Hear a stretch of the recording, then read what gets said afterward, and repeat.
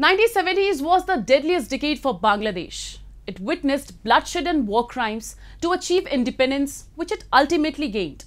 The country later lost its father of nation, Sheikh Mijibur Rahman, in a brutal massacre. Recently, Bangladesh Prime Minister Sheikh Hasina remembered one of the darkest chapters in the history of our country on the eve of a 4-day visit to India. Take a look.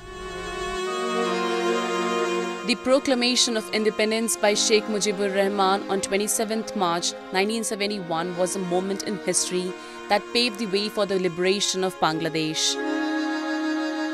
Today, the celebrations of Independence Day of Bangladesh remind each one of the Bangladeshis that they have lost so many dear ones to get this freedom. The liberation war in erstwhile East Pakistan was marked by the horrific genocide committed by the Pakistani army and its paramilitary force, the Razakars. The region witnessed almost a full collapse of humanity during the 9 months of March to December in 1971. Around 10 million people were forced to cross border and relocate to India. According to Bangladesh Genocide Archives, 3 million people were killed, 500,000 girls and women were raped, and entire villages were laid to waste. The abduction and subsequent rape of women by soldiers took place in camps for months. Forces of the Pakistani army targeted academics, specifically murdering many Hindu university students and professors. The goal of the operation was to crush the Bengali nationalist movement through fear.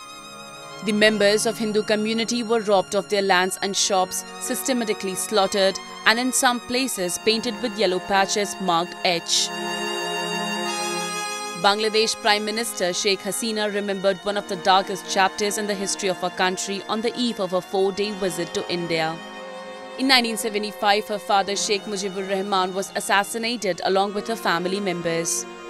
As many as 18 members of her family and relatives were killed in the massacre, which included her 10-year-old brother. It is said that Pakistani army, ISI and their collaborators in Bangladesh were behind the massacre. 5 decades have passed, but the pain still reflects in Hasina's voice.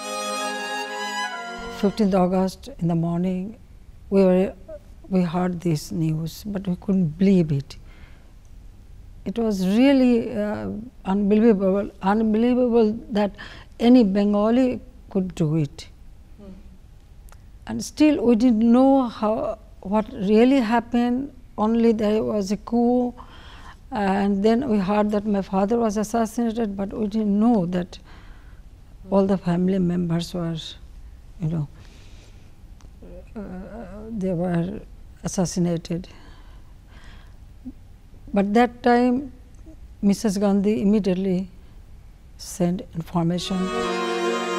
India was the only country that extended help, as then Prime Minister Indira Gandhi immediately sent information and offered to provide security and shelter.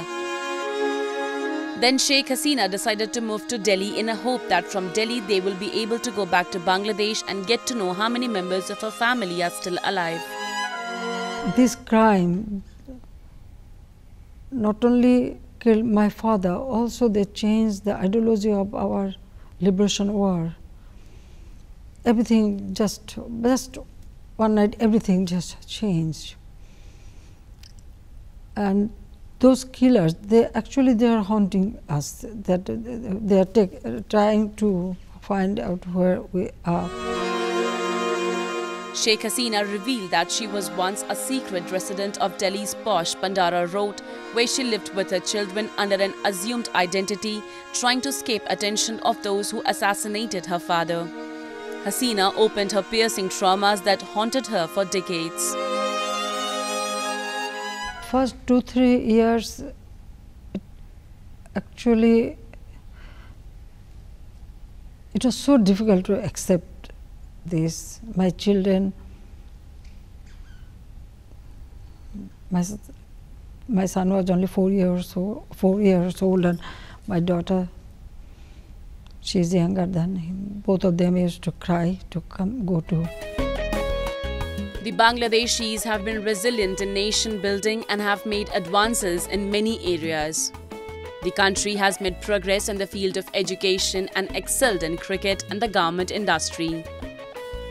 Though the people still have nightmares about deadliest period, the country is still moving ahead.